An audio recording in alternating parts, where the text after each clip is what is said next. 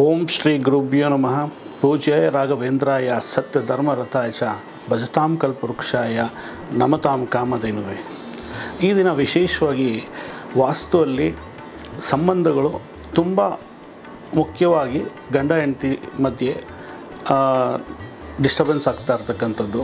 So ಯಾಕೆ ಆಗ್ತಾ ಇದೆ ಏನು ಅಂತ ನಾವು ವಾಸ್ತುವಲ್ಲಿ ನೋಡೋಕ್ಕೆ ಹೋದಾಗ ನೋಡಿ, ರಿಲೇಷನ್ಶಿಪ್ ಅಂತಂದಾಗ ಬೆಡ್ರೂಮ್ ಬರುತ್ತೆ. ಸೊ ಬೆಡ್ರೂಮಲ್ಲಿ ನೀವು ಸೌತ್ ವೆಸ್ಟಲ್ಲಿ ಬೆಡ್ರೂಮ್ ಇದೆ, ಕರೆಕ್ಟಾಗಿದೆ, ಬಟ್ ಅಲ್ಲಿ ಬೆಡ್ ನಿಮಗೆ ಮಿರರ್ ರಿಫ್ಲೆಕ್ಟ್ ಆಗ್ತಾಯಿದೆ.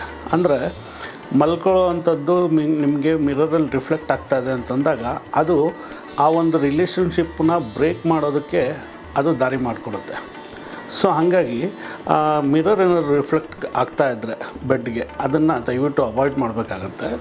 ಮತ್ತು ಇನ್ನೊಂದು ವಿಚಾರ ಏನಂತಂದರೆ, ಮಿರರಲ್ಲಿ ನಿಮಗೆ ಒಂದು 6 ಥರದ್ದು ಕಾಣಿಸ್ಬಾರ್ದು. ಅಂದರೆ ಈಗ ನಿಮ್ಮ ಬೆಡ್ ಆಗ್ಬೋದು, ಅಥವಾ ಟಾಯ್ಲೆಟ್ ಡೋರ್ ಆಗ್ಬೋದು, ಅಥವಾ ಕಮೋಡ್ ಆಗ್ಬೋದು, ಡೋರ್ಸ್ ಆಗ್ಬೋದು, ಮತ್ತು ಫೈರು ಅಡುಗೆ ಮನೆಯದು ಅಡುಗೆ ಮಾಡ್ತಾ ಇರೋದು, ಈ ಥರದ್ದು ಮಿರರಲ್ಲಿ ಕಾಣಿಸ್ಬಾರ್ದು. ಈ ಥರ ಕಾಣಿಸ್ದಾಗ ಏನಾಗುತ್ತೆ, ಅದು ನೆಗೆಟಿವಿಟಿ ಕ್ರಿಯೇಟ್ ಮಾಡಿಕೊಡುತ್ತೆ. ಮತ್ತು ನೋಡಿ, ಮಿರರ್ ಎಲ್ಲಿ ಇನ್ನೂ ಕಾಣಿಸ್ಬೋದು ಅಂತಂದಾಗ, ನಿಮ್ಮದು ಬೀರು ಈಗ ಓಪನ್ ಆಗ್ತಾಯಿದೆ, ನಾರ್ತ್ಗೆ ಓಪನ್ ಆಗ್ತಾಯಿದೆ ಅಂದ್ಕೊಳ್ಳಿ. ಅದು ಈಗ ನಾರ್ತ್ ವಾಲಲ್ಲಿ ಮಿರರ್ ಇದ್ದು ನಿಮ್ಮದು ಸೌತ್ ವೆಸ್ಟಲ್ಲಿ ಇರ್ತಕ್ಕಂಥ ಬೀರು ಓಪನ್ ಆದಾಗ ಮಿರರಲ್ಲಿ ಕಾಣಿಸ್ತಾ ಇದ್ದಾಗ ಅದು ದುಡ್ಡು ಡಬಲ್ ಆಗುತ್ತೆ ಅಂತ. ಹಂಗೆ ಅದನ್ನು ಎಲ್ಲಿ ಬಳಸಬೇಕು ಅನ್ನೋದು ತುಂಬ ಮುಖ್ಯ ಆಗುತ್ತೆ. ಬಟ್ ಇಲ್ಲಿ ನಾವು ರಿಲೇಷನ್ಶಿಪ್ ವಿಷಯ ಮಾತಾಡಬೇಕಾದ್ರೆ ನೀವು ಅದೊಂದಾಗುತ್ತೆ. ಮತ್ತು ಇನ್ನೊಂದು, ಫಸ್ಟೆಲ್ಲನೂ ಏನಂತಂದರೆ, ಮದುವೆ ಆದಾಗ ನನ್ನ ಅಳಿಯನಿಗೊಂದು ಹಾಸಿಗೆ ಮತ್ತು ನನ್ನ ಮಗಳಿಗೊಂದು ಹಾಸಿಗೆ ಅಂದ್ಬಿಟ್ಟು ಸಪ್ರೇಟ್ ಬೆಡ್ ಎಲ್ಲ ಕೊಡ್ತಾ ಇದ್ದಿದ್ದ ಪದ್ಧತಿಗಳಿತ್ತು. ಬಟ್ ನೋಡಿ, ಆ ಥರ ಇದ್ದಾಗ ಏನಾಗುತ್ತೆ ಅಂದರೆ, ಇವರು ಸಪ್ರೇಟ್ ಬೆಡ್ಡು, ಅವ್ರು ಸಪ್ರೇಟ್ ಬೆಡ್ಡು, ಈ ಥರ ಮಲ್ಕೊಂಡಾಗ ಪಕ್ಕದಲ್ಲೇ ಜೊತೆಲೇ ಮಲಗಿದ್ರೂ ಸಹ ಡಿಫ್ರೆಂಟ್ ಆಫ್ ಒಪಿನಿಯನ್ಗಳಿರುತ್ತೆ. ಸೊ ಅಲ್ಲಿ ಕೂಡ ಡಿಸ್ಟರ್ಬೆನ್ಸ್ ಆಗೋವಂಥದ್ದು, ಹೊಂದಾಣಿಕೆ ಕಮ್ಮಿ ಆಗೋವಂಥದ್ದು ಇರುತ್ತೆ. ಒಂದೇ ಡಬಲ್ ಕಾಟ್ ಇರ್ತಕ್ಕಂಥದ್ದು ಒಳ್ಳೆಯದು. ಮತ್ತು ನೀವು ಏನಾದರೂ ಈಗ ಮಲ್ಕೋತಾ ಇದ್ದೀರಾ, ಬ್ಯಾಕ್ ಸೈಡ್ ವಿಂಡೋ ಇದೆ. ಸೊ ವಿಂಡೋ ಇದ್ದಾಗಲೂ ಸಹ ಏನು ಹೇಳ್ತೀನಿ ಅಂತಂದರೆ, ಸ್ಟೆಬಿಲಿಟಿ ಇರಲ್ಲ, ಆ ಒಂದು ರಿಲೇಷನ್ಶಿಪ್ಪು ಸ್ಟ್ರಾಂಗ್ ಇರಲ್ಲ ಅಂತ. ಸೊ ಮಲ್ಕೊಳ್ಳೋವಾಗ ಹಿಂದ್ಗಡೆ ಪ್ರಾಪರ್ ವಾಲ್ ಇರಬೇಕು. ವಾಲ್ ಇದ್ದಾಗ ಅದು ಸ್ಟೆಬಿಲಿಟಿ ಇದೆ ಅಂತ ತೋರಿಸುತ್ತೆ. ಮತ್ತು ಇನ್ನೊಂದು ಏನಂತಂದರೆ, ಮೇಲ್ಗಡೆ ಸಜ್ಜ ಇರುತ್ತೆ. ಸೊ ಸಜ್ಜ ಇದ್ದಾಗ ಸಜ್ಜ ಕೆಳಗಡೆನೂ ಕೂಡ ಮಲ್ಕೋಬಾರ್ದು. ಆ ಮಲ್ಕೊಳ್ಳೋದ್ರಿಂದ ಸ್ಟ್ರೆಸ್ ಫೀಲ್ ಆಗುತ್ತೆ. ಮತ್ತು ಅದು ಕೂಡ ಸ್ಟ್ರೆಸ್ ಇದ್ದಾಗ ಡಿಸ್ಟರ್ಬೆನ್ಸ್ ಆಗುತ್ತೆ.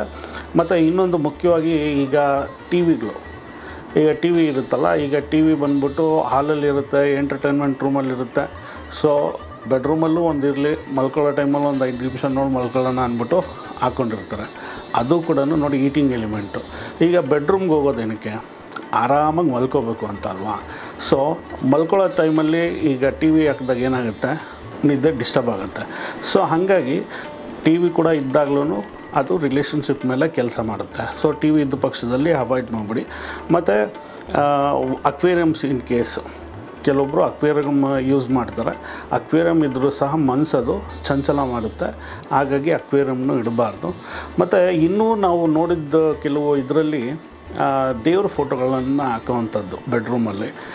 ದೇವ್ರ ಫೋಟೋಗಳು ಹಾಕ್ಬೇಕಾದ್ರೂ ನೋಡಿ, ಇಲ್ಲಿ ಫ್ಯಾಮ್ಲಿ ಇರ್ತಕ್ಕಂಥದ್ದು, ಅಂದರೆ ಈಗ ಶಿವ ಪಾರ್ವತಿ ವಿತ್ ಗಣೇಶ ಸುಬ್ರಹ್ಮಣ್ಯ ಇರ್ತಕ್ಕಂಥ ಫೋಟೋ ಆಗ್ಬೋದು, ಮತ್ತು ಈಗ ಲಕ್ಷ್ಮೀ ವೆಂಕಟೇಶ್ವರ ಫೋಟೋ ಆಗ್ಬೋದು, ಅಥವಾ ರಾಧಾಕೃಷ್ಣ, ಈ ಫೋಟೋಗಳು ಆ್ಯಕ್ಚುಲಾಗಿ ಪಾಸಿಟಿವ್. ಈ ಥರದ್ದಿದ್ದಾಗ ಒಳ್ಳೆಯದು. ಬಟ್ ಅಲ್ಲಿ ಈಗ ಸಾಯಿಬಾಬಾದು ಇರುತ್ತೆ, ರಾಘವೇಂದ್ರ ಸ್ವಾಮಿಗಳಾಗ್ಬೋದು, ಅಥವಾ ಬುದ್ಧ ಫೋಟೋ ಇರ್ಬೋದು, ಆಂಜನೇಯನ ಫೋಟೋ ಇರ್ಬೋದು. ಸೊ ಈ ಥರದ್ದು ಫೋಟೋಗಳು ಬೆಡ್ರೂಮ್ ಒಳಗಡೆ ಪ್ರಿಫರ್ ಮಾಡಲ್ಲ, ಓಕೆನಾ. ಸೊ ಆ ಥರದ್ದಿದ್ದರೂ ಸಹ ಅದು ಒಂದು ಸನ್ಯಾಸತ್ವ. ಮತ್ತು ಅದು ಈಗ ಬುದ್ಧ ಮತ್ತು ಸಾಯಿಬಾಬಾ ಇವರೆಲ್ಲ ಬಂದ್ಬಿಟ್ಟು ಏನಂತಂದರೆ ಸನ್ಯಾಸಿಗಳ ಥರ. ಸೊ ಎಲ್ಲ ಬಿಟ್ಟು ಅವರು ಸನ್ಯಾಸಿಯಾಗಿರ್ತಾರೆ. ಸೊ ಒಂದು ರಿಲೇಷನ್ಶಿಪ್ಪು ಅವ್ರಿಗೆ ಬೇಡ ಅಂತ ಅನಿಸುತ್ತೆ. ಹಾಗಾಗಿ ಆ ಥರದ ಫೋಟೋಗಳಿದ್ದರೂ ಸಹ ನೀವು ಅವಾಯ್ಡ್ ಮಾಡಬೇಕಾಗತ್ತೆ. ಸೊ ಇದೇ ಥರ ನಿಮಗೆ ಇನ್ನೂ ನಾನು ಇನ್ಫಾರ್ಮೇಷನ್ಸ್ನ ನಿಮಗೆ ಇನ್ನೂ ನೆಕ್ಸ್ಟ್ ವೀಡಿಯೋಲ್ಲಿ ಕೊಡ್ತೀನಿ. ಮತ್ತು ಇದಕ್ಕೆ ಯಾವ ರೀತಿ ಪರಿಹಾರಗಳು ಮಾಡ್ಕೋಬೇಕು, ಮತ್ತು ಏನೇನು ಬಳಸಿದ್ರೆ ನಿಮ್ಗೆ ಇನ್ನೂ ಒಳ್ಳೆಯ ರಿಲೇಷನ್ಶಿಪ್ ಸ್ಟ್ರಾಂಗ್ ಆಗುತ್ತೆ ಅನ್ನೋದ್ರ ಬಗ್ಗೆನೂ ನಾನು ನಿಮಗೆ ಮುಂದಿನ ವೀಡಿಯೋದಲ್ಲಿ ನಿಮಗೆ ತಿಳಿಸ್ಕೊಡ್ತೀನಿ. ಎಲ್ಲರಿಗೂ ಒಳ್ಳೆಯದಾಗಲಿ, ಶುಭವಾಗಲಿ. ನಮಸ್ತೆ.